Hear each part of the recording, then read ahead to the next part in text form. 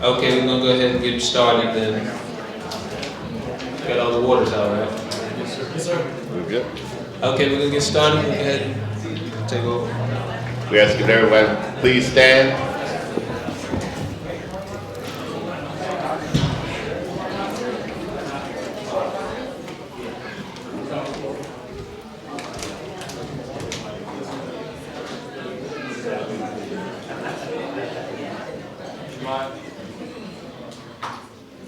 Shema Yashala. Shema Yashala. Ahaya. Ahaya now.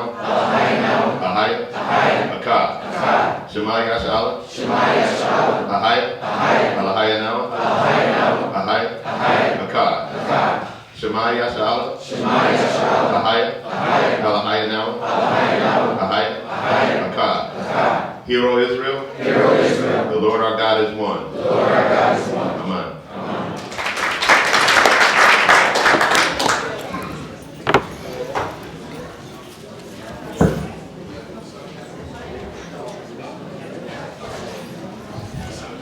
We can turn to Exodus 20. Yes. All right. Make sure we get settled in, folks.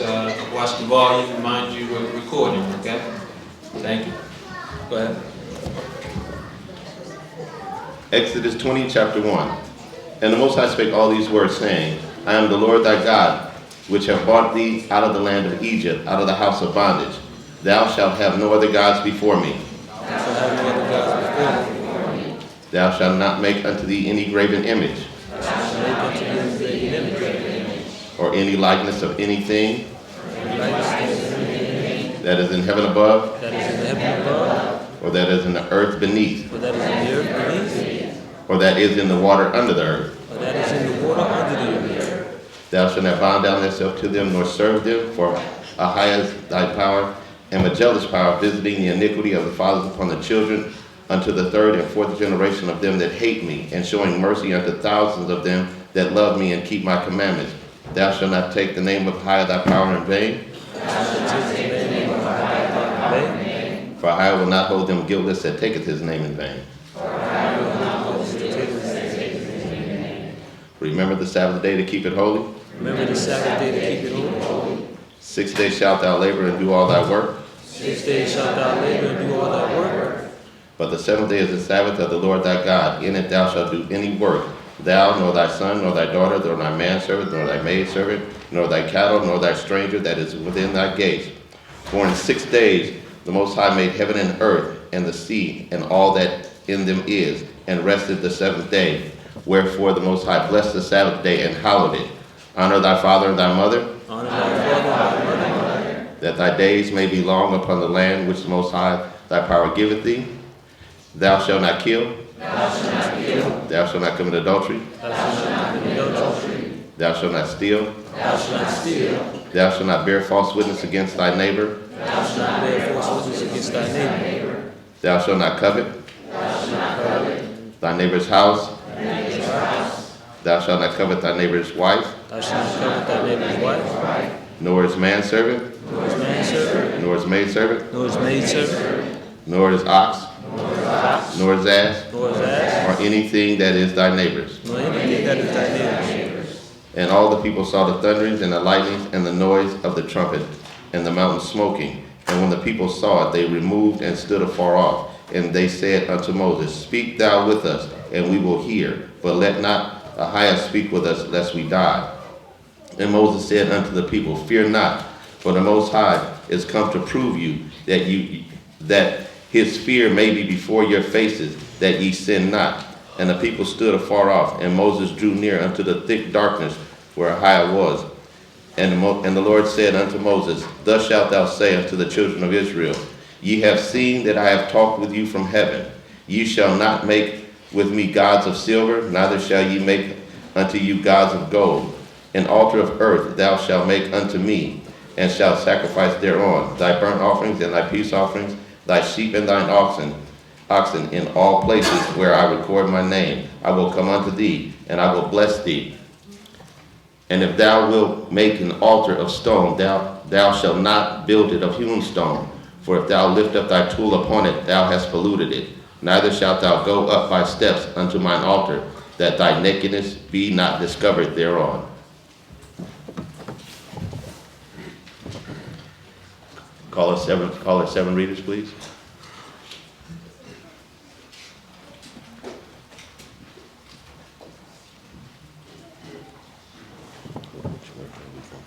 Joshua 8 and 1. Joshua chapter 8, verse 1.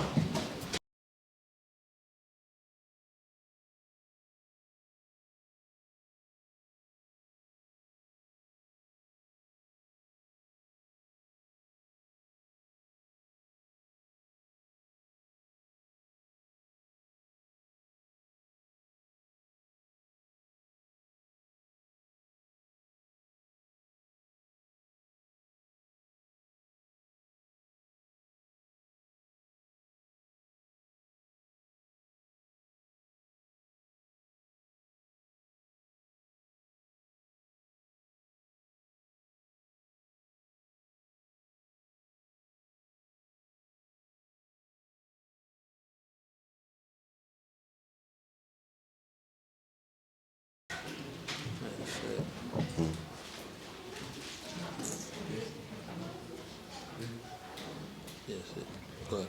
7 and 1. All right, Shalom family, for the Dom from the tribe of Judah, nation of Israel. I'm going to start off at Joshua chapter 8, verse 1. And the Lord said unto Joshua, Fear not, neither be thou dismayed. Take all the people of war with thee, arise, and go up to Asi, or Ai, just says. See, I have given unto thy hand the king of Ai, and his people, and his city, and his land. And thou shalt do to Ai and to her king as thou didst unto Jericho and her king. Only the spoil thereof and the cattle thereof shall ye take for a prey unto yourself.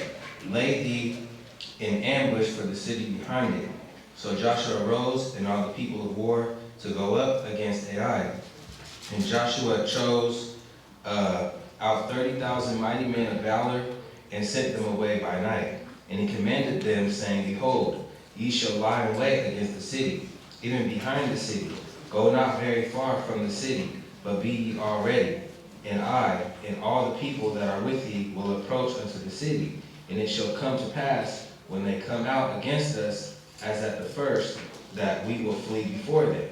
For they will come out after us, till we have drawn them from the city. For they will say, They flee before us, as at the first. Therefore we will flee before them. Then he shall rise up from the ambush and seize upon the city, for the Lord our power will deliver it into our hands.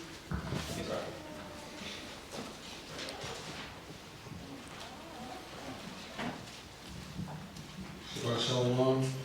I'm Adlai, tribe of Judah, house of Israel, starting on 8 of 8. And it shall be, when ye have taken the city, that ye shall set the city on fire according to the commandment of the Lord shall ye do. See, I have commanded you. Joshua therefore sent them forth, and they went to lie in ambush and abode between Bethel and Ai, on the west side of Ai. But Joshua lodged that night among the people. And Joshua rose up early in the morning and numbered the people, and went up, and he and the elders of Israel, before the people of Ai, to Ai. And all the people, even the people of war that were with him, went up and drew nigh, and came before the city, and pitched on the north side of Ai. Now there was a valley between them and Ai. And he took about 5,000 men, and set them to lie in ambush between Bethel and Ai, on the west side of the city. And when they had set the people, even all the host that was on the north of the city, and their liars in the wait of the west of the city, Joshua went that night into the midst of the valley. And it came to pass, when the king of Ai saw it, that they hasted and rose up early, and the men of the city went out against Israel to battle. He and all his people, at that time appointed, before the plan, but he wist not that they were liars in ambush against him behind the city.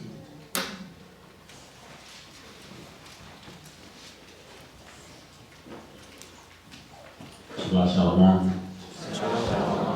Brother Kiyah, son of Judah, house of Israel. This is Joshua chapter 8, verse 15. And Joshua and all Israel made as if they were beaten before them, and fled by the way of the wilderness. And all the people that were in Ai were called together to pursue after them. And they pursued after Joshua, and were drawn away from the city. And there was not a man left in Ai or Bethel that went not out after Israel. And they left the city open, and pursued after Israel. And the Most High said unto Joshua, Stretch out the spear that is in thy hand toward Ai, for I will give it into thine hand. And Joshua stretched out the spear that he had in his hand toward the city. And the ambush arose quickly out of their place. And they ran as soon as he had stretched out his hand. And they entered into the city, and took it, and hasted and set the city on fire. And when the men of Ai looked behind them, they saw, and behold, the smoke of the city ascended up to heaven.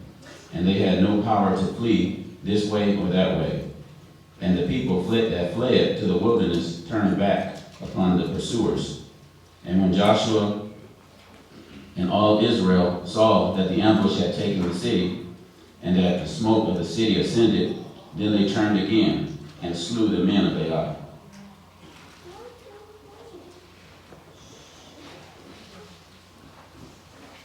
Shabbat Shalom, family. Shalom. Brother Azar, house of tribe of Judah, house of Yasharallah. This is Joshua chapter 8, verse 22. And the other issued out of the city against them, so they were in the midst of Israel, some on this side and some on that side. And they smote them, so that they let none of them remain or escape.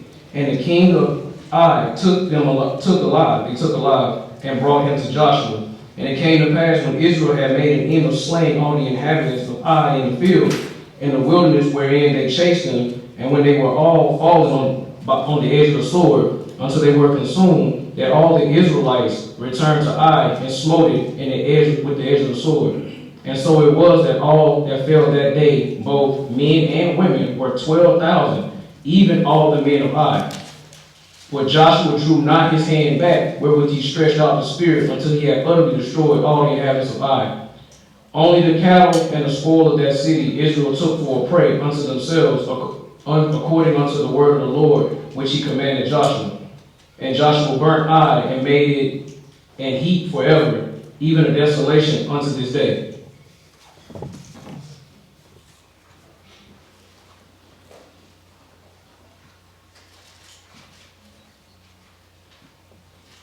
Shabbat Shalom, family. Brother George from the tribe of Judah, house of Israel. I believe we were in Joshua, the 29th chapter, I believe. 29. 29th chapter. And the king of Ai, he hanged on a tree until eventide. And as soon as the sun was down, Joshua commanded that they should take his carcass down from the tree and cast it at the entering of the gate of the city, and arise thereon a great heap of stones that remain unto this day. And Joshua built an altar unto the Lord, unto the higher God of Israel, in Mount Ebal. And Moses, the servant of Ahiah, commanded the children of Israel, as it is written in the book of the law of Moses, an altar of whole stones, over which no man hath lifted up any iron, for they offered thereon burnt offerings unto Ahiah, and sacrificed peace offerings. And he wrote there upon the stones a copy of the law of Moses, which he wrote in the presence of the children of Israel. And all Israel and their elders and officers and their judges stood on this side of the ark, and on that side before the priests, the Levites, which bear the ark of the covenant of Ahiah, as well as the stranger, as he that was born among them, half of them over against Mount Gerizim, and half of them over against Mount Ebal, as Moses the servant of Ahiah had commanded, before they should bless the people of Israel. And after he read all the words of the law, the blessings and curses according to all that is written in the book of the law, there was not a word, all that Moses commanded, which Joshua read not before all the congregation of Israel, which the women and the little ones and the strangers were conversat among them.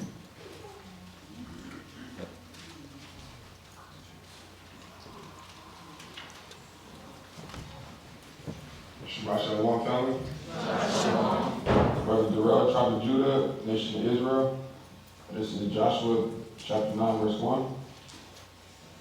And it came to pass, when all the kings which were on this side Jordan, in the hills and in the valleys, and in all the coast of the great sea, over against Lebanon, the Hittite and the Amorite, the Canaanite, the Perizzite, the Hivite, and the Jebusite, heard thereof, that they gathered themselves together to fight with Joshua and with Israel, with one accord. And when the inhabitants of Gideon heard what Joshua had done unto Jericho and unto Ai, they did work willingly, and went and made as if they had been ambassadors, and took old sacks upon their asses, and wine bottles, old and rent and bound up, and old shoes and clouded upon their feet, and no garments upon them, and all the bread of their provision was dried and moldy. And they went to Joshua upon the camp at Gilgal, and they said unto them, and to the men of Israel, we be come from a far country, now therefore make ye a league with us. And the men of Israel said unto the Hivites, peradventure ye dwell among us, and how shall we make a league with you?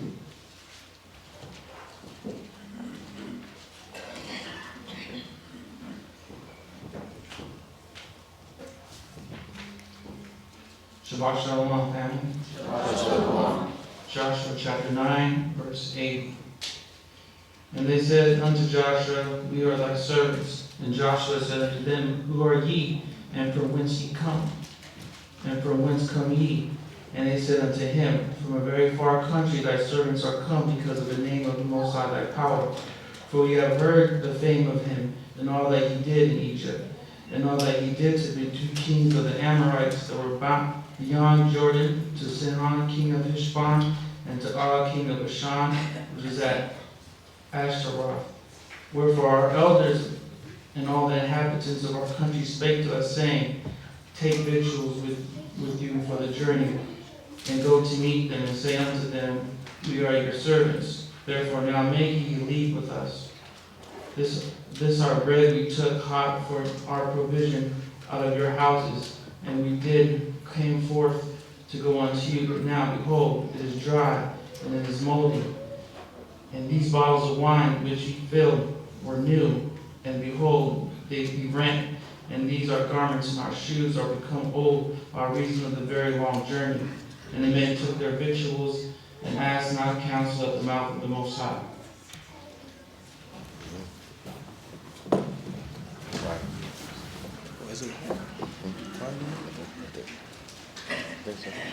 That's what they said. They said they were going one song. Call the choir up.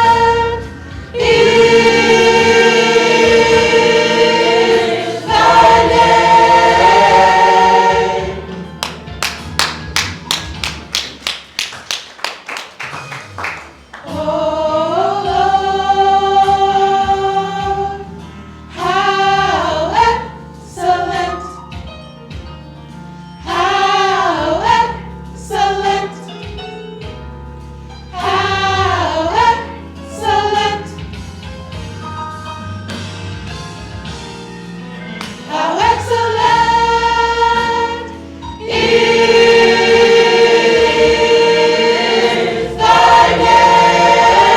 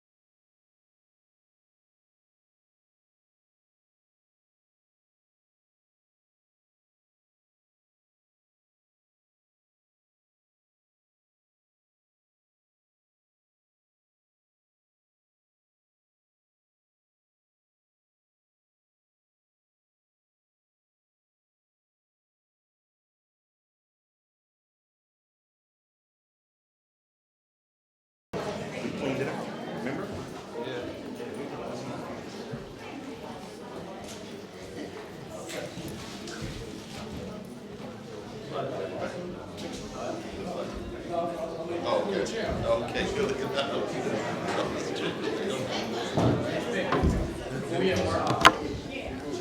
Yes, sir. Oh, one sec. One sec.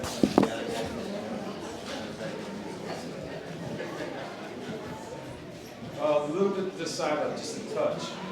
Right there. Yeah. Right. Oh, can you lower it a little bit for me? You want to bring the whole thing? The whole thing, just straight down like about 3 inches.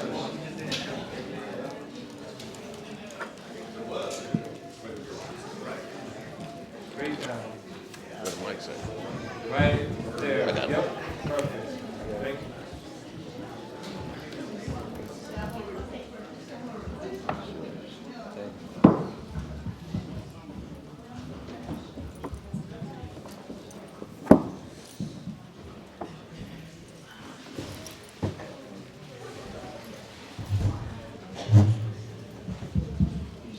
Seconds.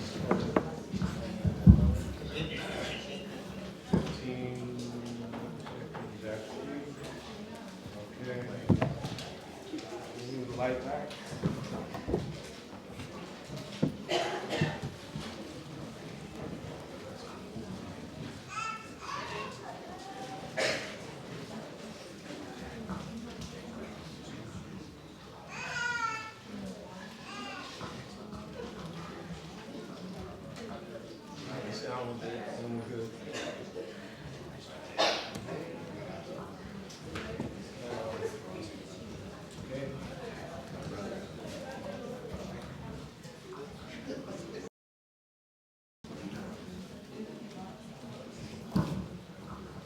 All right, we'll get started, folks, on the lesson here. I'm going by Elder Lamar here. It's called Blessed Are the Peacemakers, right? And we're going to start with the commentary here. But once again, I want to thank the choir for coming up and giving us a lovely song there before we get started.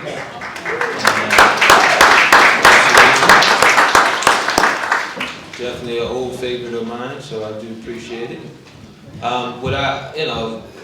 It'd be nice, and that's why this lesson is, really hits home. It'd be nice if that was every day. Things at peace finally, and we're able to sing righteous songs without criticism, without confusion from the world. So, this is the time that, believe it or not, through all this chaos we're going into. So we're going to touch on this a little bit, and we're going to read the commentary here. And just in our mind, just imagine one day when you don't have to worry about, okay, your children are playing outside, all these little details of what could happen. I mean, it's going to be so peaceful. The lions, a child will have a lion for a pet. You understand? That's how safe it'll be. Yeah. So we're going into that time. We just have to see beyond our current condition. All right? So let's see here. Commentary here. It seems as if the world we are currently living in is becoming more chaotic, unstable, and confusing by the second. Whether it's the latest natural disaster that happened, the latest pandemic that is making us sick and taking the lives of many, or the latest war or rumor thereof, so many events seem to be taking place that it is getting harder and harder to keep up with them, while at the same time keeping a peace of mind. What about in our neighborhoods and communities with all the injustice, disorder, and lawlessness transpiring? Is there any place where we can go in the midst of the chaos to have peace? And what is peace, and how do we attain it? We hope to answer these questions and many more with this lesson so that we can have some sense of calmness in the storm as the world around us crumbles and collapses. All right, so we're going to go to our dictionary here. Dictionary.com for peace. The word peace here. And before we go there, we have to be very cautious, cautious but also conscious, I should say more so, in the times that we're in. The news is getting to be painful to listen to when it comes to fear and everything else. Making you scared to walk out your door because you're going to breathe in something that could kill you. You understand? It's getting pretty intense on the fear here.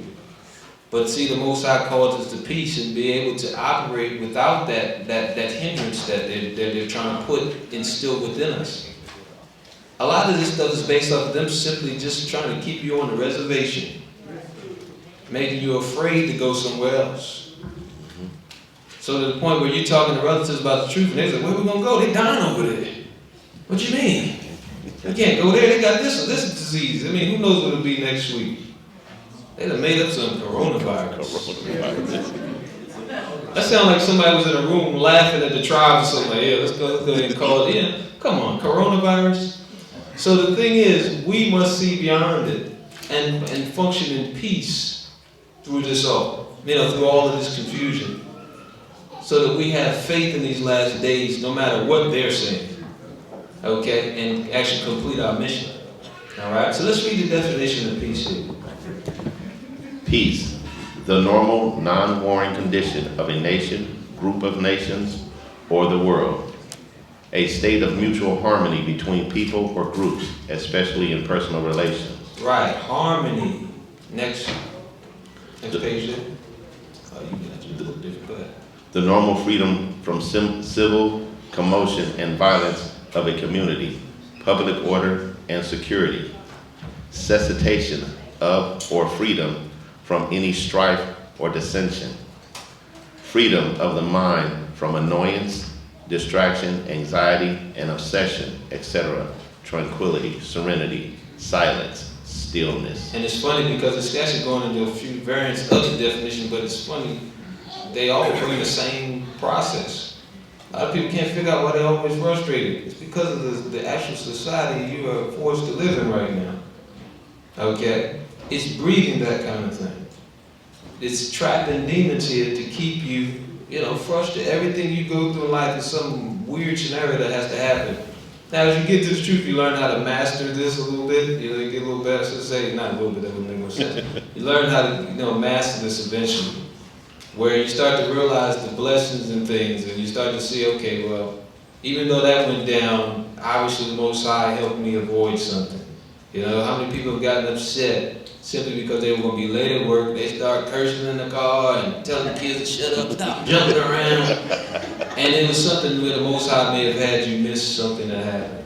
I gave this story to a brother the other day. A couple Sabbaths ago, we caught a flat. At least we thought we did. So we heard the noise clicking, clicking, clicking before we left the complex. And here it is. I checked the tire. There's no flat. But it was just enough to stop me from going down the highway because there was a massive accident that happened. And it was like hazmat trucks out there and everything. Everything was stopped up. But I realized had we been a little earlier, it would have been us. So through time, you start to realize, okay, not everything is the end of the world here, for lack of a better expression. We make more out of things than they have to be, and it makes our day go a lot worse than it has to go. If I had been upset, I could have been stomping and throwing this thing and, flat, and nothing happened. That was the funny thing. The Most High actually had it where you did this. First of all, this is not known. Usually when you catch a flat, you don't hear it. You feel it. It ends up happening. It's just what it is. But the fact that we heard it before we even got on the road, it just let me know that the Most High is with us, and sometimes He just got some things happen so that you avoid something worse. You see? So anyway, let's go into these strongs here now for peace. Because again, this is part of the process too, realizing what it means to appreciate, what the Most High does for you daily to bring you that peace. That's part of the work too. You got to become more aware spiritually. All right? Read that, please. Strong's Concordance number H7999. Shalom, a primitive root, to be safe in mind, body, or estate. Figuratively, to be causatively, make, completed, by implication, to be friendly, by extension, to reciprocate, in various applications, make, amends, making, end, finish, full, give again, make good, repay, again, make, to be at peace, peaceable, that is perfect, perform, make, prosper, prosperous, recompense, render, requite, make restitution, restore, reward, surely. Right, let's go to Galatians 5:16. through 26. It's funny, a lot of those words kind of end up in the same place. And then what I mean by that is, even when you look at us when we were prospering, the land was at peace. So even though one of the differences is prosperous, one equals the other. You understand? So that's the thing. We have to realize that it's important, that aspect of things, if you want to really advance in this. Let it to relax a bit. Okay, not everything is just so grave that you can't, that's what Satan does it for anyway, the confusion, so that you can't focus. If you haven't noticed, when you're upset, it's harder to even just read something simple. You got to read it a few times. The most basic of things. So that's another reason why, we encourage you to learn to be at peace. Not every offense and everything, don't take it so personally. That's another point of it. Because that happens to upset people a lot. Every person you meet on the road raging and all that crazy stuff, just let them pass. Let it go. Don't try to catch up. Somebody probably still right in here right now still doing the same thing. They probably trying to catch up to the person, look at them in the window. You're supposed to be the spiritual person, but you're trying to chase this person down. So the whole thing is, as long as you're still doing those types of things, brothers and sisters, you will never be at peace. It's our own actions that's causing us to be so uneasy here. All right? Let's read Galatians 5 and 16. Galatians chapter 5, verse 16. This I say then, walk in the Spirit, and ye shall not fulfill the lust of the flesh. Verse 17. For the flesh lusteth against the Spirit, and the Spirit against the flesh. And these are contrary, the one to the other, so that ye cannot do the things that ye would. And see, that's the key thing. It's so that you're blocked. When you're trying to do something even on the spiritual level, and you're dealing with the flesh, you're frustrated or whatever the case may be, it will block you from getting those things done. Read. Verse 18. But if ye be led of the Spirit, ye are not under the law. If you're led of the Spirit, you will not be under the law of sin. If you're walking spiritually, you will no longer be under that actual, as the scriptures call it, when you go to 2 Ezra 3 and 21, that malignant root that came with the fall of Adam. You will no longer be a slave to it. That's what it's talking about here. Okay? You can tell that by the verse right before that. It's telling you the conflict between the spirit and the flesh.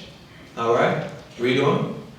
Verse 19. Now the works of the flesh are manifest, which are these: adultery, fornication, uncleanness, lasciviousness, idolatry, witchcraft, hatred. Now we're going to stop here for a second. Now, this is another point of learning here. When it tells you that you were free from dead works, it was not referring to the law of the Most High. It was referring to these works. These are the works that you put in the water when you died with Christ. That's what it was talking about. Those are the dead works. So it's now mentioning some of these works which are fleshly, which you were supposed to leave in the water. Read on. Variance, emulations, wrath, strife, seditions, heresies, envyings, murderers, drunkenness, revelings, and such like, of which I tell you before, as I have told you in time past, that they which do such things shall not inherit the kingdom of the Most High. Right, so if you're doing any of this stuff, you can't make it. You got to leave it behind you. Okay, stop fooling yourself. It doesn't matter how many events you go to. It doesn't matter how long your beard is. If you're doing these things, notice it didn't even mention lengths or beards or fringes. It's telling you right here the things that's going to keep you out, plain and simple. And they all tie into the law. All right? Read on. Verse 22, but the fruit of the Spirit is love, joy, peace, long-suffering, gentleness, goodness, faith, meekness, temperance. Against such there is no law. Right, there's no law saying don't be nice to people. You're nice to people, we're going to punish you. You're going to hell. There's no law. It doesn't exist. All right, read on. Verse 24, and they that are Christ have crucified the flesh with the affections and lust. If ye live in the Spirit, let us also walk in the Spirit. Let us not be desirous of vainglory, provoking one another, envying one another. Right, let's go to Ephesians 6 and 10. And this is another thing with our people, and through 10 through 18 especially, We're always trying to one-up each other. We just can't learn and that be it. It says, don't be desirous of vainglory, provoking one another, envying one another. Yeah, I know what they're saying over here, but I got something going on over here. Y'all should check it out. Out of jealousy. Not trying to get into the kingdom. So you're not at peace with that foolishness. Okay? We should be on the same page right now, especially when they start kicking out viruses that out of nowhere. And trying to lock people down in different places in this earth. You do know, as a matter of fact, Elder Carr put it out there, a couple weeks ago, that some of the people in China are actually the children of Israel? What do you think is going on here? So even though they're not going to say these things, there's a reason why they started getting rid of Bibles and different things in these churches out there, and forcing you to only go to the government churches out there. They don't want our people waking up. Because in turn, guess what? Their people will wake up. All right? Read on. Ephesians chapter 6, verse 10. Finally, my brethren, be strong in the Lord and in the power of his might. Put on the whole armor of the Most High, that you may be able to stand against the wiles of the devil.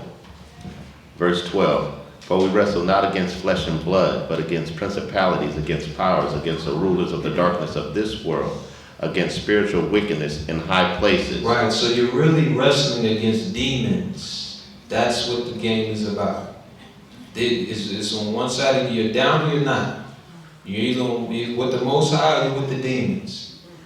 And when we were reading that story in earlier there, in Joshua, and the different battles that our forefathers had against the Nephilim, guess what? Those same demons are walking this earth today. They remember what we did to them. They have a problem. Now they all just need you to get suckered in on their thing and say, okay, I'll follow. They win. They take down another soul. Okay, so that's what you have to realize. It's bigger than people you go through life with all the time. Okay, that you get tripped up on. It's a spirit behind it that's got a vengeance, like a spirit of vengeance within. Okay, read on. Verse 13. Wherefore take unto you the whole armor of the Most High, that ye may be able to withstand in the evil day, and having done all to stand.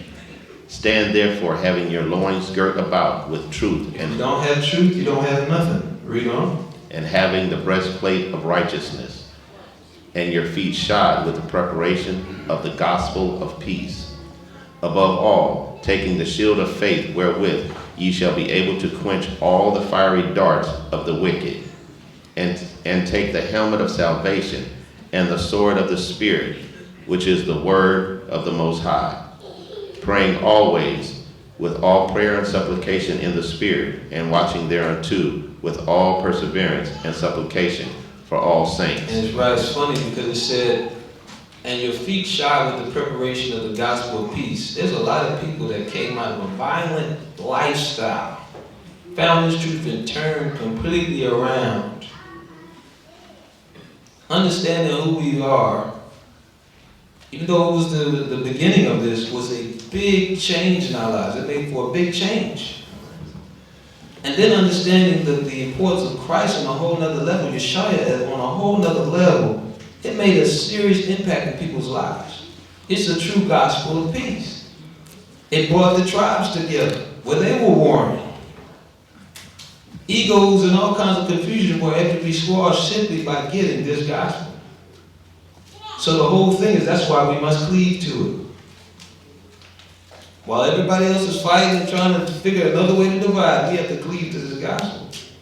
All right? Matthew 10 and 16. And then notice why we're getting that. It said also, above all, taking the shield of faith. When you're done understanding all the little details of how this works, and you have to take now that with strength to just do things that no other can do. Okay, and that's the challenge coming. There's going to be weather conditions, there's going to be all kinds of stuff that's going to hit. And listen, if you don't have the wherewithal because you're doing the right things, you're already walking straight, to believe, you ain't going to make it through. There's going to be famines in the earth. More so than now. There may be times where you got to have the faith, for example, that Elijah had. You're going to have to have the faith that there's, the Most High can provide. Next thing you know, there's a barrel of fish there for you to eat, like Yeshaya. So this is the thing. It's going to also help you get to that level of peace, getting your act together here. It's going to get you closer to the kingdom, really focusing on doing the right things here. Understanding the script, reading the Bible from cover to cover, not leaving anything out saying, well, that's for somebody else to understand. It's going to help. All right? So let's see, 10 and 16. Read that, please. Matthew chapter 10, verse 16. Behold, I send you forth as sheep in the midst of wolves. Be ye therefore wise as serpents and harmless as doves. Harmless as doves. All right? That's another point to make. Listen, we just going to teach the truth here. We're not promoting any violence to anyone. That's when the shy comes back. That's when it was, the real deal will go there. Our job is just to preach the truth and see who it sticks to. That's it. That's it. All right? Commentary. Let's read that, please. One of the most used words in the Hebrew language is the word shalom or shalom. After coming into the understanding of Israel being our nationality, it is a term that is said more than any other amongst Israelites. But when we say peace, do we really mean it? Because saying peace and operating in the spirit of peace are two different things. Peace is not only part of the fruit of the Spirit, but is part of the armor of the Most High.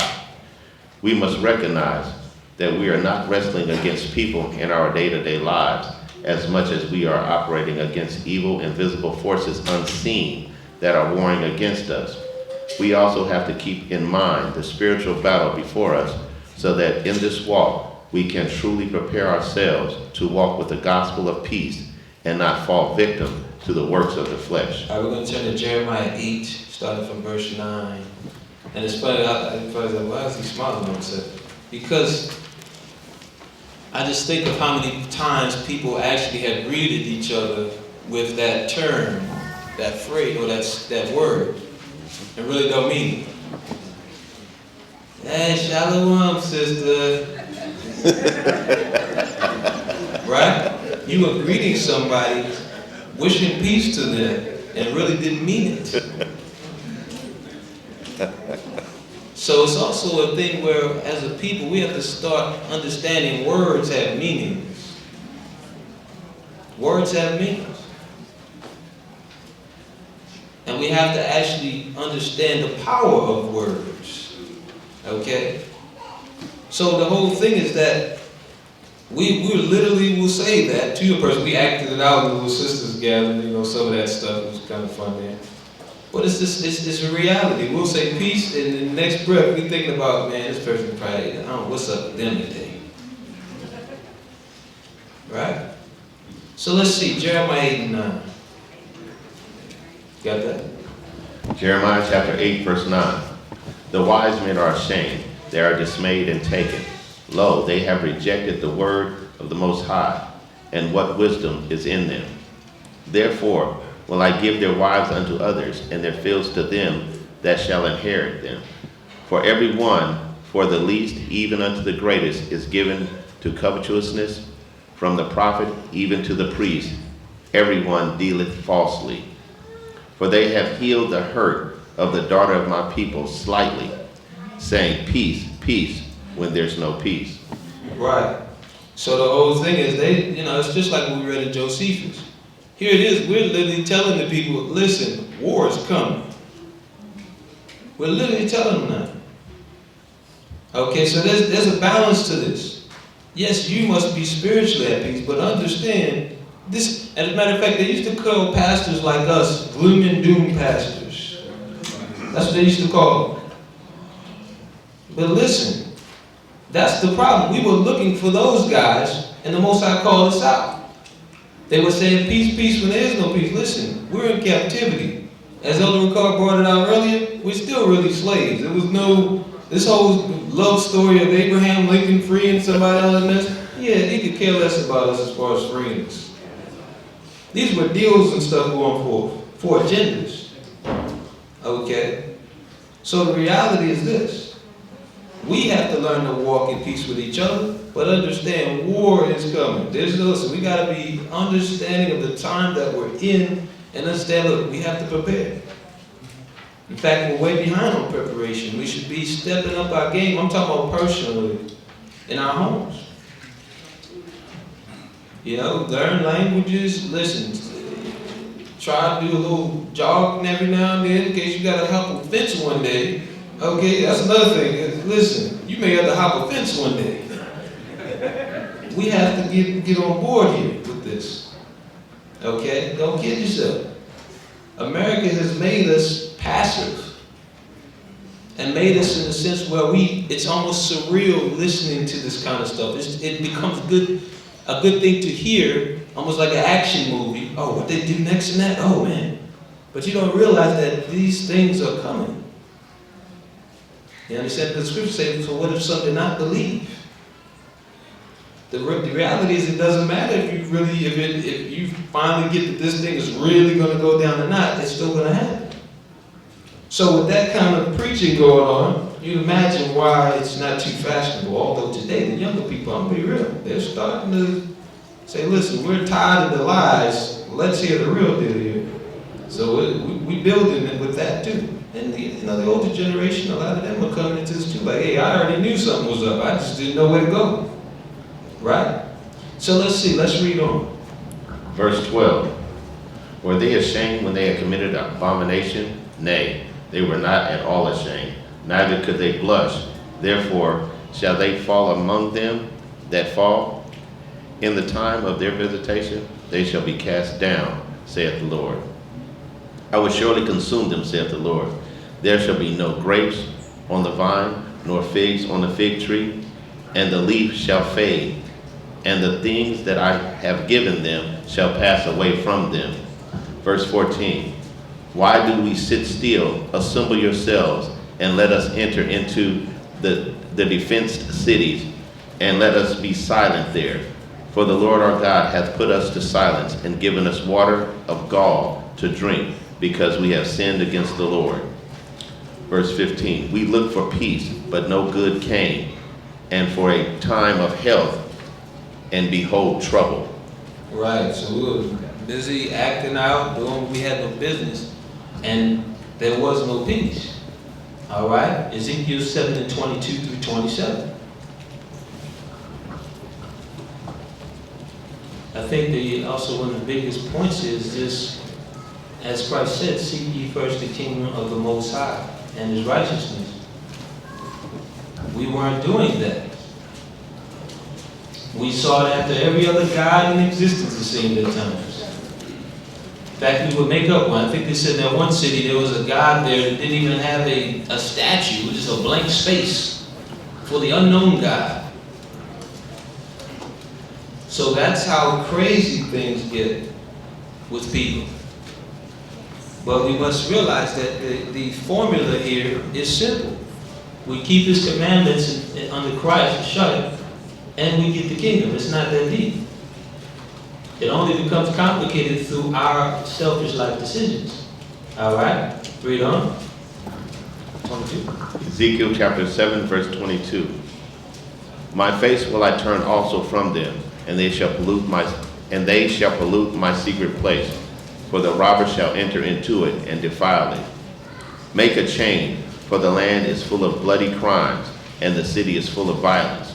Wherefore I will bring the worst of the heathen, and they shall possess their houses. I will also make the pomp and the strong to cease, and their holy places to be defiled. Verse 25. Destruction cometh, and they shall seek peace, and there shall be none. Mischief shall come upon mischief, and rumor shall be upon rumor. Then shall they seek a vision of the prophet, but the law shall perish from the priest, and counsel from the ancients. Right, so, and this is deep, because this is we didn't write it. It said the law shall perish from the priest. So once they're no longer understanding and teaching the law, guess what? They can't give you counsel. They can't. They have no perspective here on righteousness. So this is what was going on. You had people eventually didn't care what they was bringing, and they said, okay, well, hey, I don't care either. Let me go do some foolishness. All right, read on. Verse 27, the king shall mourn, and the princes shall be clothed with desolation, and the hands of the people of the land shall be troubled. I will do unto them after their way, and according to their deserts will I judge them, and they shall know that I am the Lord. All right, let's go to Isaiah 59:1.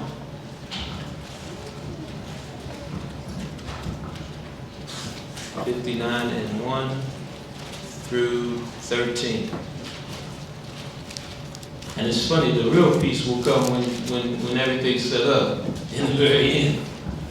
No study war no more, right? They showing it in movies too, with these big old scenes where they have all the special heroes fighting, and then they go ahead and take out these dudes that really represent demons and devils and stuff. The next thing you know, there's no more fighting. There's peace, and a peaceful little song playing, right? They're showing it. Read on. Isaiah chapter 59, verse 1. Behold, the Lord's hand is not shortened that he cannot save, neither his ear heavy that it cannot hear. But your iniquities have separated between you and your God, and your sins have hid his face from you, that he will not hear. For your hands are defiled with blood, and your fingers with iniquity. Your lips have spoken lies, your tongue hath muttered perverseness. Verse 4, 59:4. None calleth for justice, nor any pleadeth for truth. They trust in vanity and speak lies. They conceive mischief and bring forth iniquity. They hatch cockatrice eggs and weave spider webs. He that eateth their eggs dieth. That which is crushed breaketh out into a viper. Their webs shall not become garments, neither shall they cover themselves with their works. Their works are works of iniquity, and the act of violence is in their hands. Their feet run to evil, and they make haste to shed innocent blood. Their thoughts are thoughts of iniquity, wasting and destruction are in their paths. And it's saying that, funny enough, because in our communities, it became a point of intimidation. I don't want to be that snitch. We know what happens to the snitch, right? It became a point of, it says here, it says they make haste to shed innocent blood. Their thoughts are thoughts of iniquity. So listen, this person had nothing to do with you committing your crime. But let me go ahead and take them out because they're going to try to be honest about something. Right? Read on. Verse 8, the way of peace they know not. There's no judgment in their goings. They have made them crooked paths. Whosoever goeth therein shall not know peace. Therefore is judgment far from us, neither doth justice overtake us. We wait for light, but behold obscurity for brightness, but we walk in darkness. Check this out too. It said, look, they have made them crooked paths. Whosoever goeth therein shall not know peace. When you're not having peace in your home, folks, there's something wrong there. There's something going on that's not being properly dealt with. Okay? It's just that simple. You want, man, it seems like you never catch a break and all. You got to examine. Maybe self-examination or household examination, but something's going on in there. Because there should always be some type of peace. Shouldn't be no craziness going on there, ever, really. Mm-hmm. If we're both trying to walk right. Or all trying to walk right, because some of us have several people now, maybe bring some drama. Right? Read on. Verse 10, we grope for the wall like the blind, and we grope as if we had no eyes. We stumble at noonday as in the night. We are in desolate places as dead men. And this can be a long process. You'll point out something that someone corrects to get rid of exactly what they're complaining about. But until they can see, because they want to see, it'll just be like they're just walking in the walls. They can't see a thing. All right? Read on. Verse 11, we roar like bears and mourn sore like doves. We look for judgment, but there is none. For salvation, but it is far off from us. For our transgressions are multiplied before thee, and our sins testify against us. For our transgressions are with us, and as for our iniquities, we know them.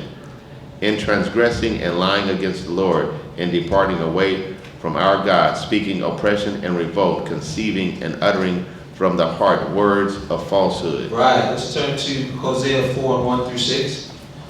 And that last statement there is another thing that is big amongst us. Of course, others do it. But you know you're about to do something you have no business. And you will claim that the Most High gave it to you, that understanding. It'll even come to an elder and say, yeah, I feel like the Most High said me. So now I can't even argue with you. So it's the Holy Spirit told you that. Oh, okay, sorry, okay. I guess I don't have an opinion now. So the whole deal is it's calling us out.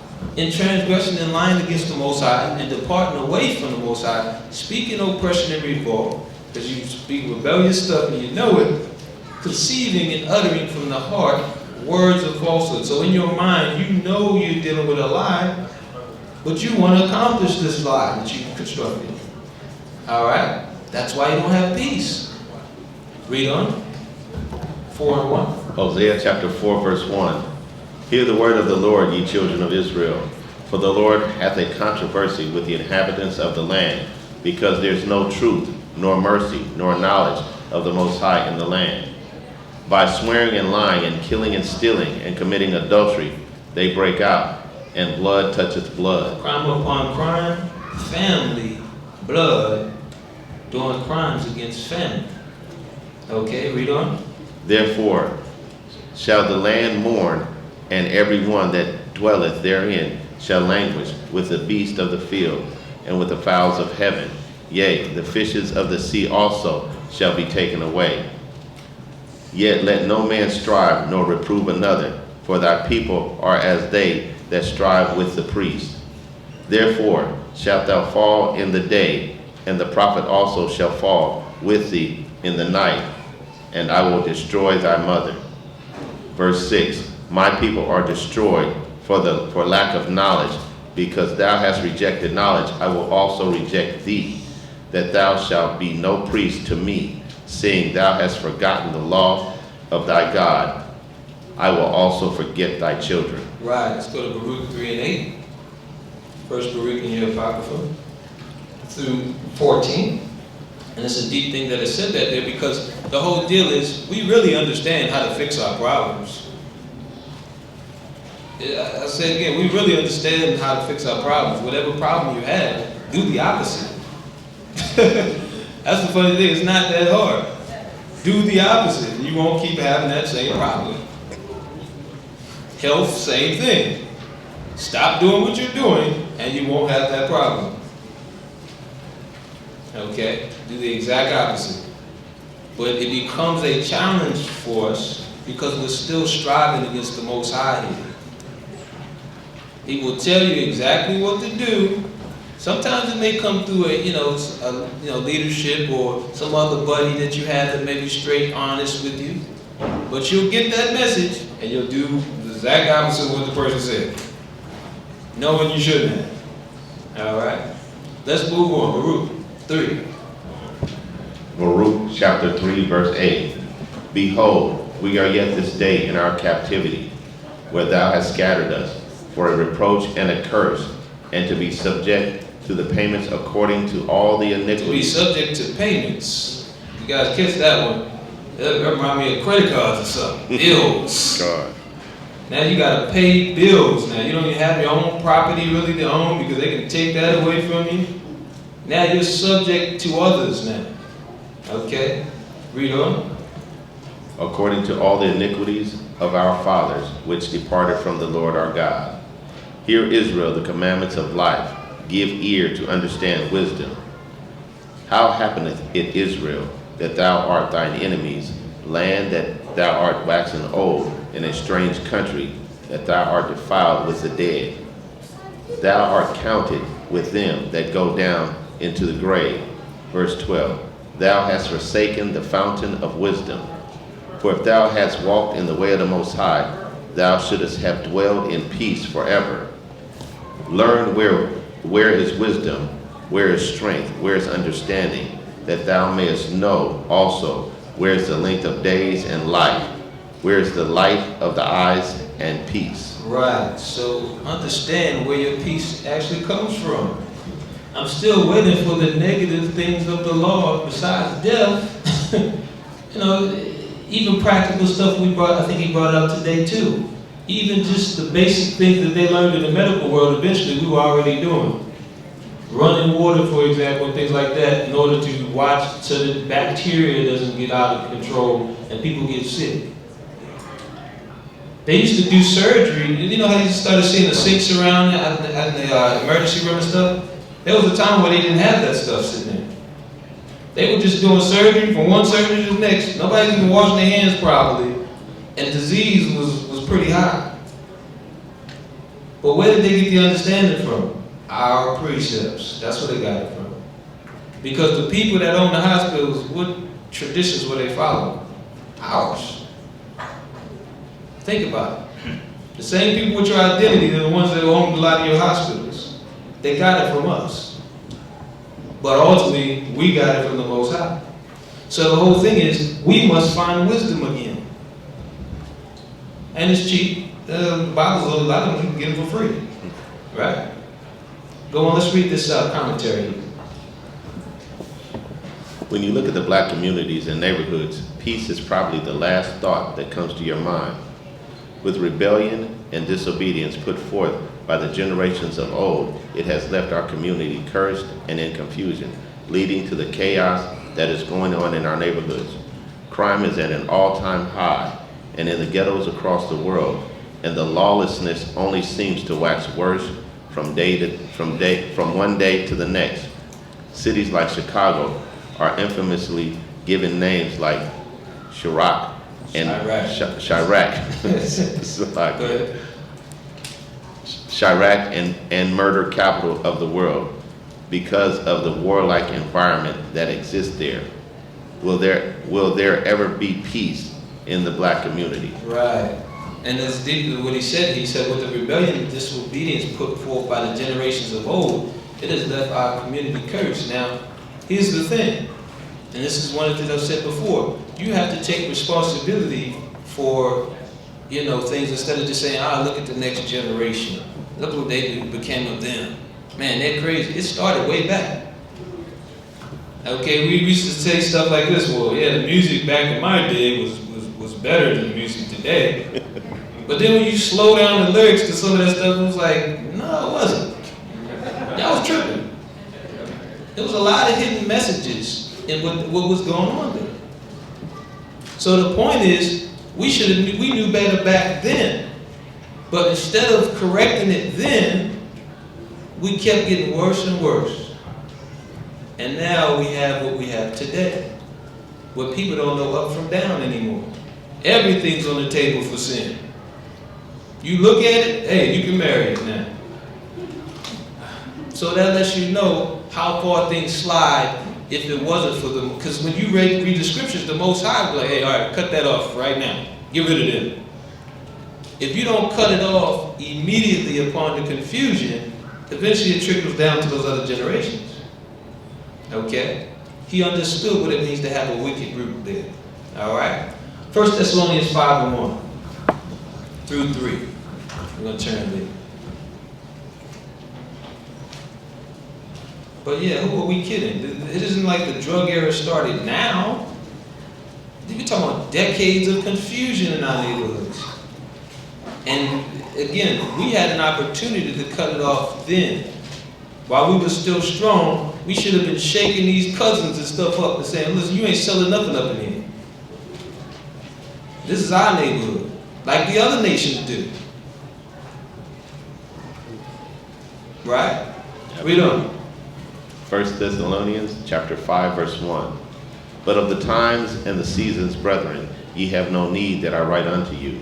For yourselves know perfectly that the day of the Lord so cometh as a thief in the night.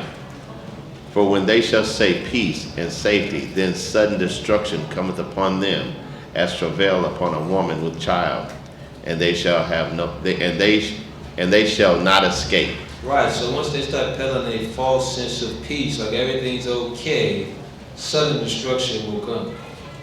All right? Our job is to make it to the point where there is real peace. Okay? Jeremiah 30:1. through 7. And see, that's another reason why this whole marijuana craze is going on right now. Where even people in truth end up struggling with this stuff still. They have that for a reason. They want you to literally be in the mindset that nothing's going on and everything's cool. To the point where you don't know, I mean, it's so bad over here, man. I can't go out the house at 7 in the morning without smelling this stuff. So you're not even gonna wait till the sun fully up. You know, a lot of times you get high. So imagine that false sense of peace you have in your mind, like everything's fine. You know, as long as I can get to the local dispensary, okay, I'm good. This is what it's talking about, that false sense of peace. When here it is, we're close to war here. Well, should I say we're already in one, but it's the hard part of it I'm talking about. All right? Let's read it. Jeremiah chapter 30, verse 1. The word that came to Jeremiah from the Lord, saying, Thus speaketh the Lord God of Israel, saying, Write thee all the words that I have spoken unto thee in a book. For lo, the days come, saith the Lord, that I will bring again the captivity of my people Israel and Judah, saith the Lord. I will cause them to return to the land that I gave to their fathers, and they shall possess it. And these are the words that the Lord spake concerning Israel and concerning Judah. Verse 5. For thus saith the Lord, We have heard a voice of trembling, of fear, and not of peace. Ask ye now, and see whether a man doth travail with child. Wherefore do I see every man with his hands on his loins, as a woman in travail, and all faces are turned into paleness. Verse 7, Alas, for that day is great, so that none is like it. It is even the time of Jacob's trouble, but he shall be saved out of it. And the deep thing is, when I read this and see whether a man did travail with child, in our time, they're actually trying to make these situations in which men had children. That sounds crazy, but yes, that's out there now. And the whole deal is, I'm thinking about the fact that these type of men here are going to be highly feminized too. So you're thinking the women going to be screaming. It might be a woman looking at a man like, what's wrong with you? He's sitting there screaming out his mind. That's how bad it's going to be. But he said here, he said, don't worry. He said, for that day is great, so that none is like it. It is even the time of Jacob's trouble, but he shall be saved out of it. The Most High is going to save us from it. But just imagine, I'm sure y'all have seen some of these shows with some of these cats, man. They're going to be screaming. There's going to be no 911 in that day. All right? 2 Ezra 16 and 17.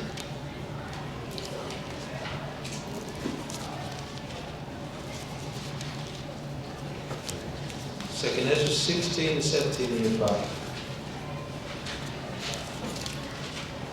As a matter of fact, I was watching a clip on in Brazil. There was a flood that happened. It was so bad that the roof on the mall started collapsing. Glass was falling. You heard people screaming and crazy. And I mean, it was one of those things where you would think something else was going on. It was just like curdling type of screams, and blood curdling type of screams. It was disturbing. But this is what the Most High is doing before the real judgment. He's actually warning us to also fear him. Okay? He speaks of a time of peace, but he also says, listen, if you're going to speak for me, you better tell the other side of things too. All right? And listen, if somebody's going to put some fear in you, it's him. All right? So let's read that here. We're going to talk about this a little bit, what I was just mentioning here. Read that, please. 2 Ezra chapter 16, verse 17. Woe is me, woe is me. Who will deliver me in those days? The beginning of sorrows and great mournings, the beginning of famine and great death, the beginning of wars, and the powers shall stand in fear. The beginning of evils, what shall I do when these evils shall come? Behold, famine and plague, tribulation and anguish are sent as scourges for amendment. Right, so all these things people are going through, if you ever watch End Times clip where they clip it up and put all the things happening around the world, these things they're going through is for correction. Read on. But for all these things, They shall not turn from their wickedness, nor be always mindful of the scourges. Right, so for example, prophesied, that according to the scriptures, there will be a war with Iran. You have a lot of people, they saw what happened with that general that just got taken out. And they started all of a sudden popping up, hey, what's going on? Shalom, where y'all still here, right? But check it out, what happens in a month, 2 months. Next thing you know, they're on a whole other doctrine dealing with something else again. That's a shame. It says, but for all these things they shall not turn from their wickedness, nor be always mindful of the scourges. They get the belt, and they forget about the belt. Read on. Verse 21. Behold, victuals shall be so cheap upon earth, that they shall think to themselves to be in good case, and even then shall evils grow upon earth, sword, famine, and great confusion. Right, we'll move to the next one there. Psalms 119 and 160 through 165. It's like, for example, brothers mentioned to me about this TV. Mary's talking about the TV being super cheap. There's a 60-inch screen here. Things are so cheap upon the earth now that you're thinking, hey, this is great. You go into Black Friday thinking that everything's all good. Listen, if things are cheap that are supposed to be high quality, that's a sign too something's wrong. Matter of fact, TVs back in the day used to be a couple thousand just to get the same size. And they were clunky. They were, these huge things where you had to get 3 cousins to carry it. Yeah, we carried it out. So imagine how much these TVs should really be worth now. But they're so cheap. Right? Read. Psalms chapter 119, verse 160. Thy word is true from the beginning, and every one of thy righteous judgments endureth forever. Princes have persecuted me without cause, but my heart standeth in awe of thy word. I rejoice at thy word, as one that findeth great spoil. I hate and abhor lying, but thy law do I love. 7 times a day do I praise thee because of thy righteous judgments. Great peace have they which love thy law, and nothing shall offend them. All right, let's go to Proverbs 3 and 1 through 4.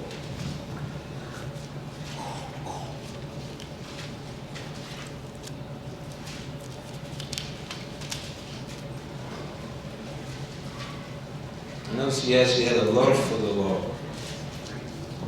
We got to get that back. It's the thing that's going to sustain us. When everybody's falling flat of whatever disease they actually cook out there, the law is going to save you. Keeping the Most High's commandments, that is. So you understand what I'm saying. I'm not talking about all the key things under your shadow is going to save you. Trust me. All right? Read on. Proverbs chapter 3, verse 1. My son, forget not my law, but let thine heart keep my commandments. For the length of days and long life and peace shall they add to thee. Let not mercy and truth forsake thee. Bind them about thy neck. Write them upon the table of thine heart. So shalt thou find favor and good understanding in the sight of the Most High and man. Right, and in order to understand this, you also have to understand the law. The priest had a breastplate on.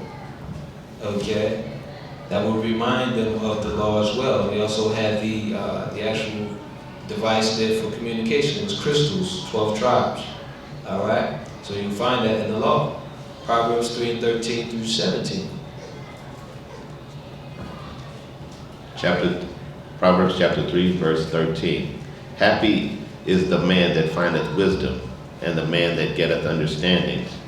For the merchandise of it is better than the merchandise of silver, and the gain thereof than fine gold. Verse 15. She is more precious than rubies, and all the things thou canst desire are not to be compared unto her. Length of days is in her right hand, and in her left hand riches and honor. Her ways are ways of pleasantness, and all her paths are peace. Right. Ephesians 2 and 11. through 22.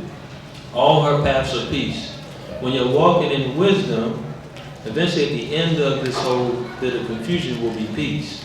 It's not saying every time you do something righteous, you're not going to have a challenge ahead of you with someone else. No, but it's letting you know at the end of that is basically peace. Okay? 2 and 11. Let's see. Yeah, go ahead. Ephesians chapter 2, verse 11. Wherefore remember that ye being in times past Gentiles in the flesh, who are called uncircumcision, by that which is called the circumcision in the flesh, made by hands, that at that time ye were without Christ, being aliens from the commonwealth of Israel and strangers from the covenants of promise, having no hope and without the Most High in the world. Right, so he's recalling something that you have to think of today. There was a time in which you were actually considered a Gentile. Okay? That's what you thought you were anyway. Most, the whole deal is, though, it says, what you're called uncircumcision by those that are called circumcision, because our people were actually oppressing our own people because they went away from the law and said, well, they're Gentiles now. All right? With the, in the flesh made by hands, that at the time you were without Christ, Yeshua, being aliens from the commonwealth of Israel. So all those benefits you had no idea about. You were an alien. You had no idea what was going on. All right? And strangers from the covenants of promise. Now we know that the promises were given, as far as these promises referring to here, it tells you in Romans 9, belong to the children of Israel. But we had no idea. Okay? Read on. Verse 13. But now, Christ Yeshua, ye who sometimes were far off, are made nigh by the blood of Christ. For he is our peace, who hath made both one, and hath broken down the middle wall of partition between us. Right. The northern kingdom and the southern kingdom are now at peace again. That's the wall of partition it's talking about. It wasn't talking about making Gentiles Israelites. Okay, you can see that in Amos 9 and 11. All right, read on. Verse 15. Having abolished in the flesh the enmity, even the law of commandments contained in the ordinances, for to make in himself of twain one new man, so making peace, and that he might reconcile both unto the Most High in one body by the cross, having slain the enmity thereby, and came and preached peace to you which were afar off, and to them that were nigh. Verse 18. For through him we both have access by one Spirit unto the Father. Now therefore ye are no more strangers and foreigners, but fellow citizens with the saints and of the household of the Most High, and are built upon the foundation of the apostles and prophets, Yeshua Christ himself being the chief cornerstone. All right. Let's turn here. Let's go to Colossians 1 and 15. I'm going to read through 23.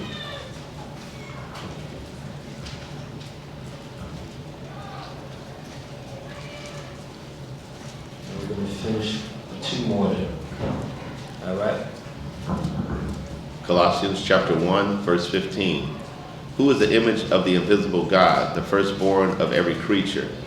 For by him were all things created, that are in heaven and that are in earth, visible and invisible, whether they be thrones or dominions, principalities or powers. All things were created by him and for him. And he is before all things, and by him all things consist. And he is head of the body, the church, whom is the beginning, the firstborn from the dead, that in all things he might have the preeminence. Verse 19. For it pleased the Father that in him should all fullness dwell. All right, so here it is. It says right here, it's actually letting you know. It's another precept you can use to show that Christ is not the Most High. Because the Most High was pleased by Yeshua and allowed him authority. It's talking about that right now. Read on. Verse 20. And having made peace through the blood of his cross, by him to reconcile all things unto himself. By him, I say, whether they be things in earth or things in heaven. And you that were sometime alienated and enemies in your mind by wicked works, yet now hath he reconciled. In the This is a point to pull out too. A lot of people are blocked by this right here. It says, and you that were sometimes alienated and enemies in your mind by wicked works, yet now have he reconciled. A lot of us cut ourselves out of this deal simply because we just think about the wicked things we've done. There's no way I can do it, no way I can make it. But that was the whole point of this sacrifice, so that you could. So you have to keep going. You have to ignore the foolishness that Satan will bring with this. He'll have you thinking you're not good enough. You understand? So the whole thing is saying here, look, in your mind by wicked works, yet now have you reconciled. So even though that is the case, you had some wicked works going, this is the way back. All right? Read on. In the body of his flesh, through death to present, you holy and unblameable and unprovable in his sight, if ye continue in the faith, grounded and settled, and be not moved away from the hope of the gospel, which ye have heard, and which which was preached to every creature which is under heaven, whereof I, Paul, am made a minister. All right, Romans 10 and 13 through 18. It says, and be not moved away from the hope of the gospel which ye have heard, and which was preached to every creature which is under heaven, wherefore I, Paul, am made a minister. So having some steadfastness for a change too, that's going to be important for your peace. Okay, it says a double-minded man is unstable in all his ways. You have to eventually make your mind up. Okay? Are you going to endure the end and follow this thing, or are you just going to wait for the next thing that's attractive to you to pop up, and then you're down with that? That's what you have to understand. All right? Romans 10 and 13. Go ahead. Romans chapter 10, verse 13. For whosoever shall call upon the name of the Lord shall be saved. How then shall they call on him in whom they have not believed? And how shall they believe in him of whom they have not heard? And how shall they hear without a preacher? And how shall they preach except they be sent? As it is written, how beautiful are the feet of them that preach the gospel of peace and bring glad tidings of good things. But they have not all obeyed the gospel. For Isaiah saith, the Lord who hath believed our report. So then faith cometh by hearing, and hearing by the word of the Most High. But I say, have they not heard? Yes, verily, their sound went into all the earth, and their words unto the ends of the world. Right, so the gospel will be preached until the end of the world, and then the Most High will actually send His Son to change this thing, to take it back, the peace that we desire. All right, last scripture here, Romans 5 and 5. But you notice it mentions something, it's not by chance here also in that 10. It says, for whosoever shall call upon the name of the Most High shall be saved. How shall then they call on him in whom they have not believed? That's not by chance. The world has forgotten his name. So it's our job to preach it till the end. Till people say, okay, all right, I give up. All right, it's got to be the name. It's just our job. Now, they may not want to follow it still, but you beat them with so much truth, eventually they're going to have no corner to hide in with their madness. You understand? Read on. Romans chapter 5, verse 5. And hope maketh not ashamed, because the love of the Most High is sure. Oh, that's it. 5 and 5. Yeah. Salakia. Romans chapter 5, verse 1. Therefore, being justified by faith, we have peace with the Most High through our Lord Yeshua Christ, by whom also we have access by faith into this grace wherein we stand, and rejoice in hope of the glory of the Most High. And not only so, but we glory in tribulations also, knowing that tribulation worketh patience, and patience experience, and experience hope. And hope maketh not ashamed, because the love of the Most High is shed abroad in our hearts by the Holy Ghost, which is given unto us. Right, so this is the process. You're going to have to go through a lot, brothers and sisters, to get your peace. It's going to take a lot of different things. Patience, it comes to experience. You're going to deal with hope. There's going to be certain situations that only come through your experience that will provide that hope. And you have to realize this is part of the process. And the Most High said, listen, understand this faith is how you get this grace. You have to believe, but faith without works is dead. So with that being said, continue to make peace amongst yourselves and have peace in your life through doing the right things so that you can make it through this, okay? All right. So let's move to the Q&A then. We got community. They ready to do that? Yeah, I think he said They didn't hand it out. Yeah, he said he had it ready. You got to hand it. All right, we're going to do this Q&A then. Huh? Yeah, but they still got to hand it out. Yeah. Sure.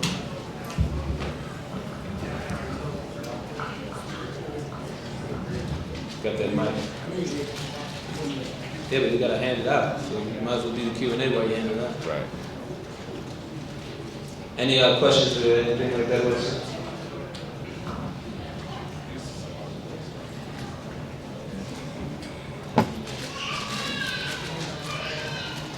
Anything online? Still in service online. Okay.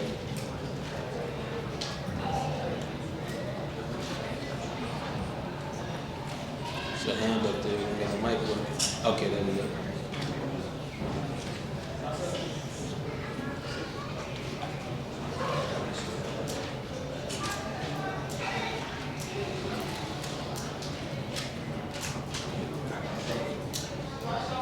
It's behind you. What is it called? Is the Israelite, the Gentile, they don't follow the law? The Gentile cannot be Israelite if they follow the law? You said, can a Gentile be an Israelite? Right. It's an impossibility. It's like saying, can I be Chinese? But then how would the Gentiles if we don't keep the law? No, we were considered Gentiles by the Jews, by our people that were still in the southern kingdom. So you had a lot of our people, for example, from the northern kingdom, that were still living in certain areas. Okay, some of them were still there. Some of us that were just from Babylonian captivity, for example, and even from the southern, were in these different areas. So they were, because they weren't keeping the law, we considered them Gentiles. We wouldn't even deal with them. Yeah. Let me show you one second. I'll give you an example here. You see that they understand there's two different types of Gentiles when they teach the Bible. They just, butcher things. Because the reality is I can't become Chinese no matter how many things I try. I can put on whatever garments they got. I can read a ton of Buddha or whatever, it ain't gonna make me Chinese. All right? So it's funny, we're the only people that all of a sudden people are teaching you can become spiritually somebody.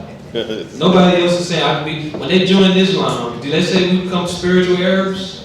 You ever heard of that? I become spiritual Ishmael? No, it's the only, that lets you know it's the truth too. Because there's always these circumstances where things are different for us now. Right? It's no such thing. Go to Gentiles here real quick. Let's say Gentiles. While he's getting that, we'll go to the next question, but I'm going to read it for you, okay? As a matter of fact, you can go to Hellenists. That might be the easier way to do it. Yeah. Let's go to Hellenists. That'll shorten it for us.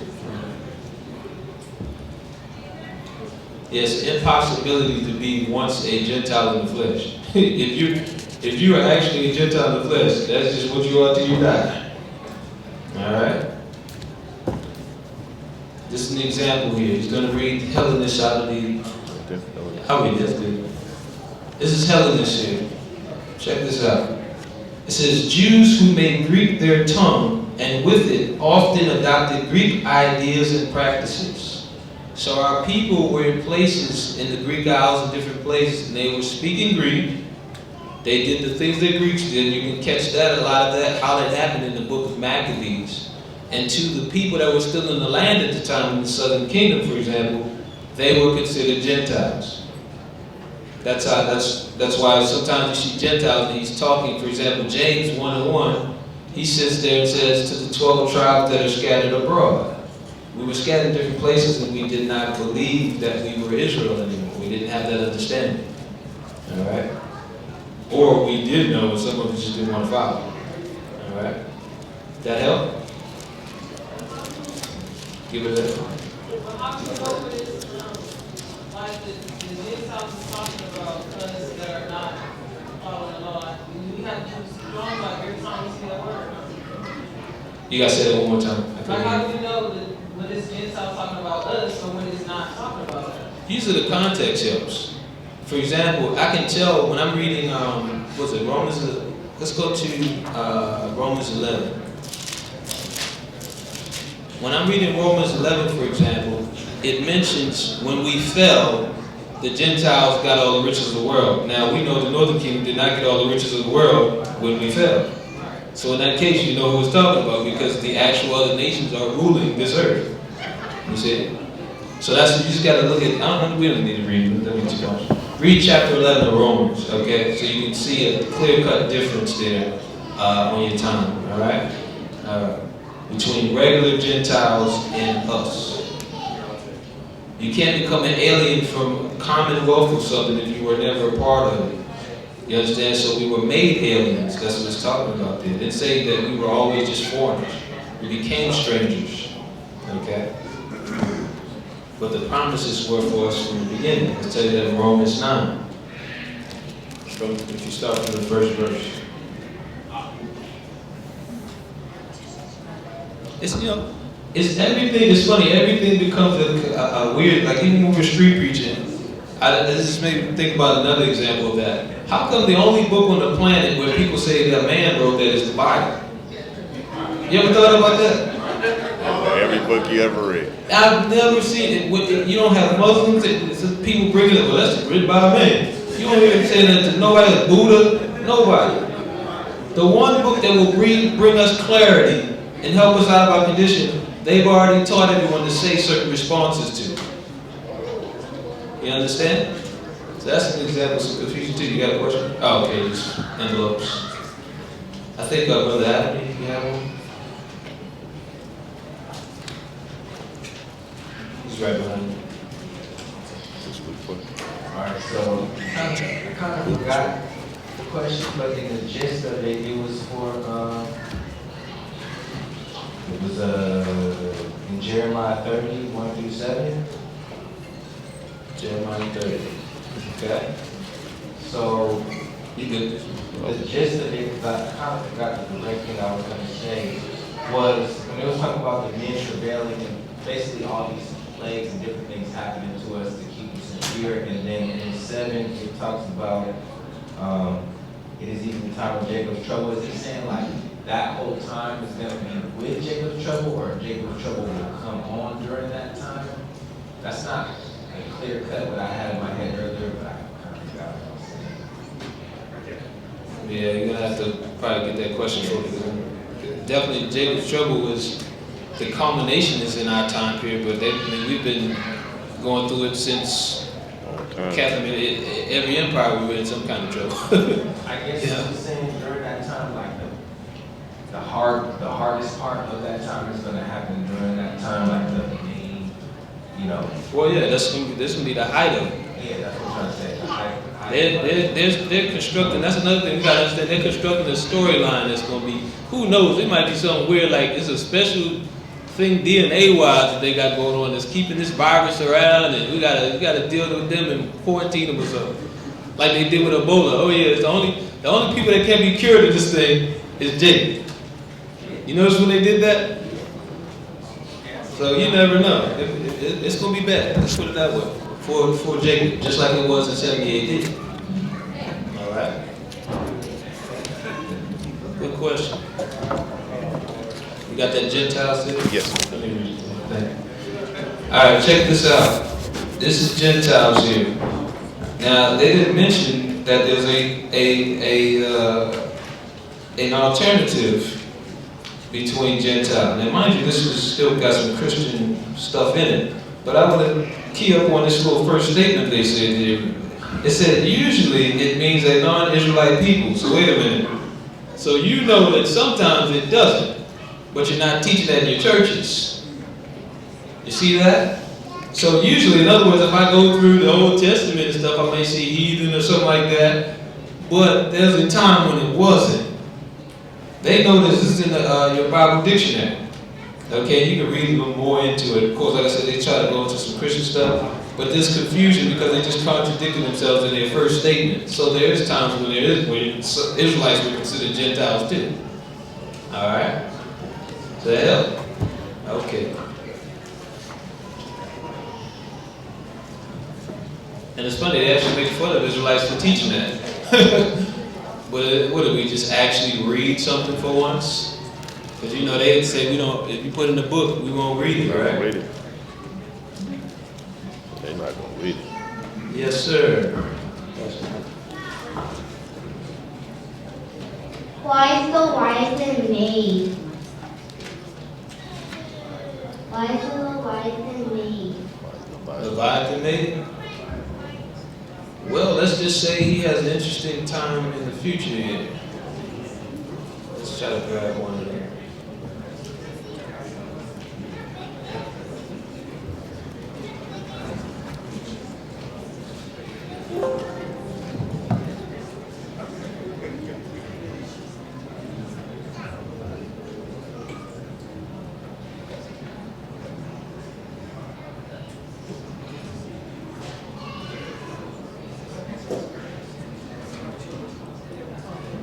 Check this out, 2 Ezra 6. Now, it says Enoch here, but it's talking about behemoth, so I just want to put that out there for those that don't understand the translation. Because there's behemoth and then there's Leviathan. There's two different, there's a land creature and one that's for the sea. And we're going to start at 6 and 49. All right?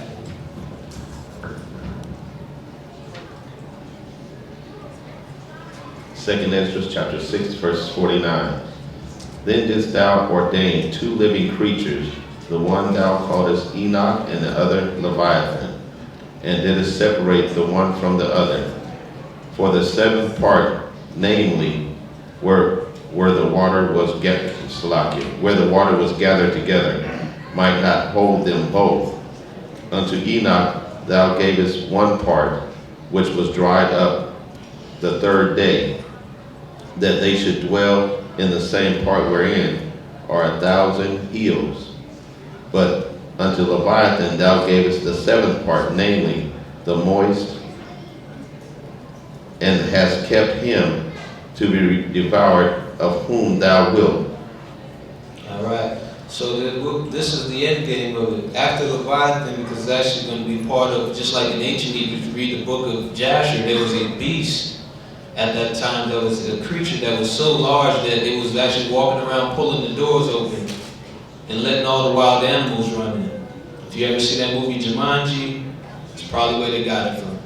Where they had all the animals bum rushing the thing when they played the game. Well, in Jasher, it tell you that during those curses of Egypt, there were animals that ran through, and there was this large being that came up from the sea and started ripping the houses open because the people were trying to hide in their houses, right?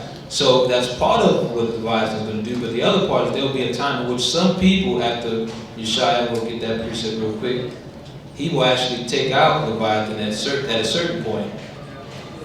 It will be certain people that will actually eat Leviathan, eat pieces of it. All right?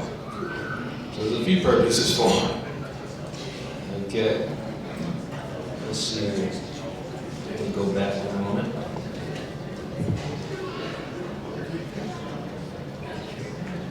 But Leviathan, they made him from, they used that character Godzilla to show as a rendition of him, basically. But let's read 27 and 1. Was that second Ezra? Yeah, 27 and 1 of Isaiah, excuse me.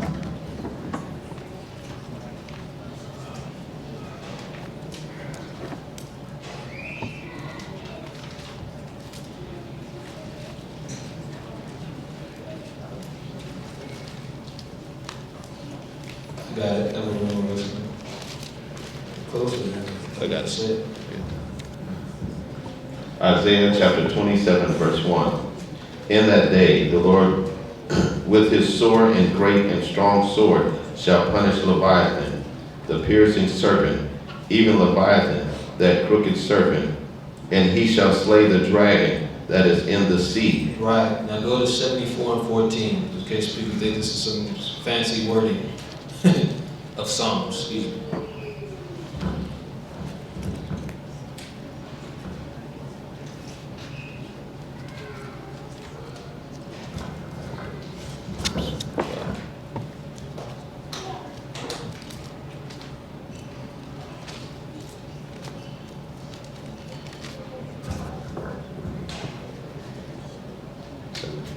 Start at 13. Yeah. Psalms chapter 74, verse 13. Thou didst divide the sea by thy strength. Thou breakest the heads of the dragons in the waters.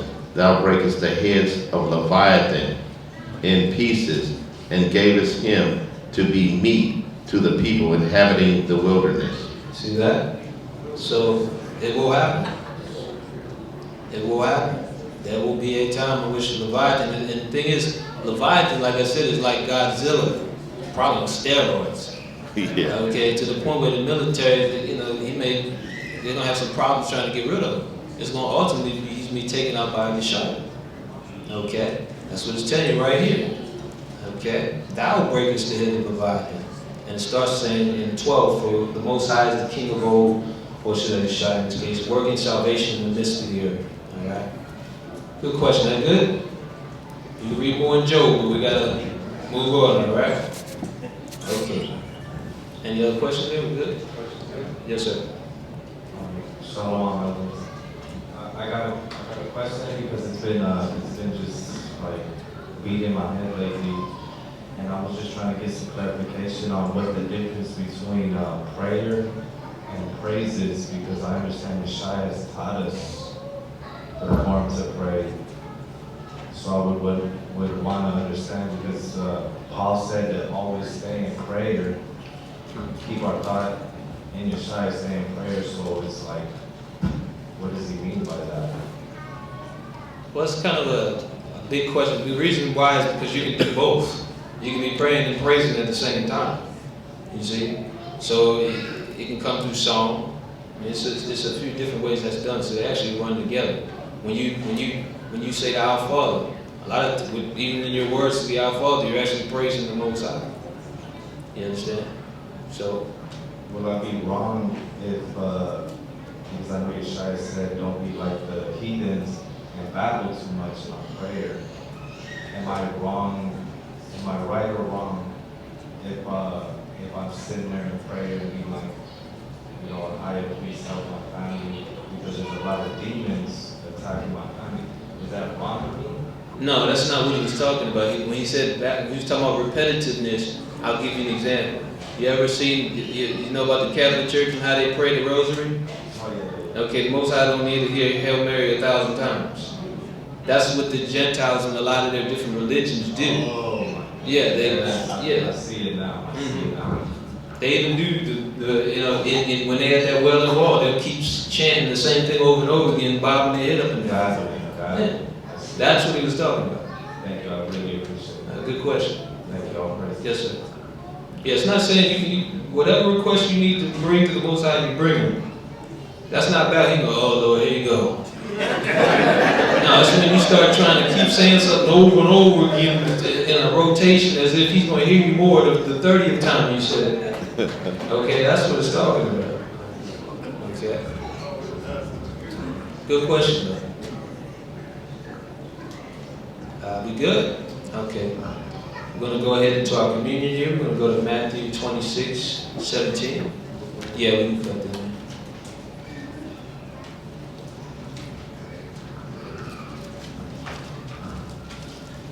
And like, you know, just while he's getting that, you can